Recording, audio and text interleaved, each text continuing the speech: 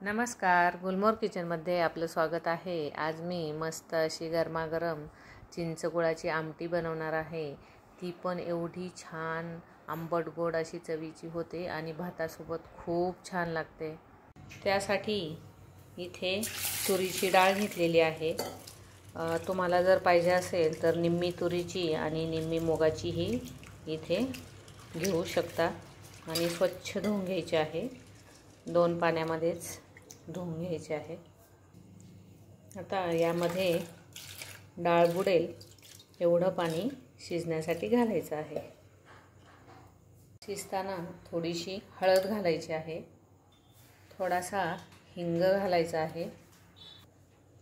हे व्यवस्थित असं हाताने मिक्स करून घ्यायचं आहे आणि कुकरला शिजवून घ्यायचं आहे व्यवस्थित मऊ असं।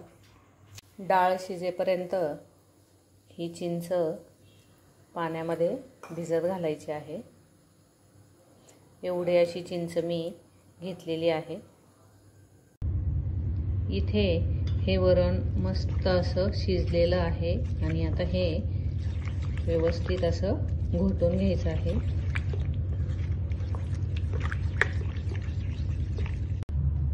वरण हे व्यवस्थित असं घोटून झालेलं आहे।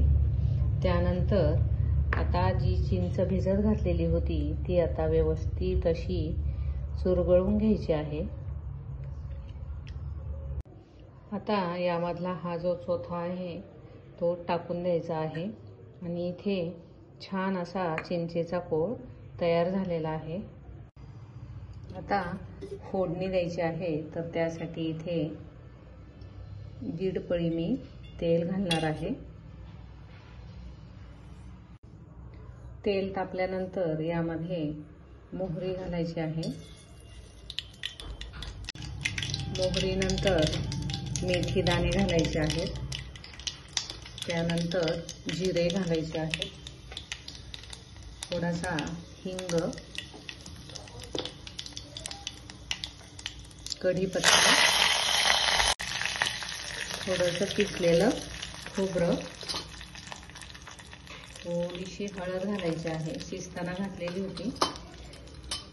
नंतर लाल तिखट घालायचं आहे। लाल तिखटानंतर मसाला घालायचा आहे, घरी जो करतो आपण तो। त्यामध्ये हे व्यवस्थित असं हलवून घ्यायचं आहे।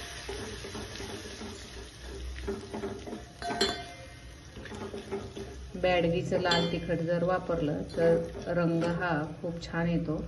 आता यामध्ये हा चिंचेचा कोळ टाकून घ्यायचा आहे।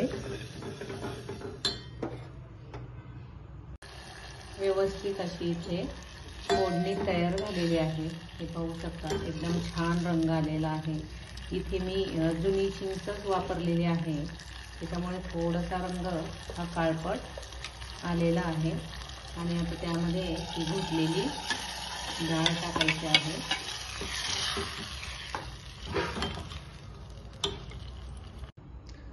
तुम्हाला जेवढी घट्ट पातळ ही आमटी करायची असेल तेवढं तुम्ही यामध्ये पाणी घालू शकता। आता यामध्ये चवीनुसार गूळ घालायचा आहे आणि व्यवस्थित असं हलवून घ्यायचं आहे। छान उकळी येऊ द्यायची आहे। नंतर कोथिंबीर घालायची आहे। आता चवीनुसार मीठ घालायचं आहे।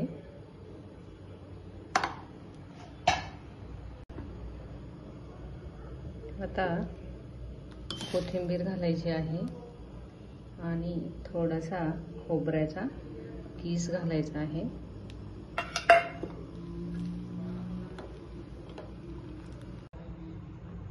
मस्त असं हे चिंचगुळाचं वरण किंवा आमटी तयार झालेली आहे। आता गॅस इथे बंद करायचा आहे।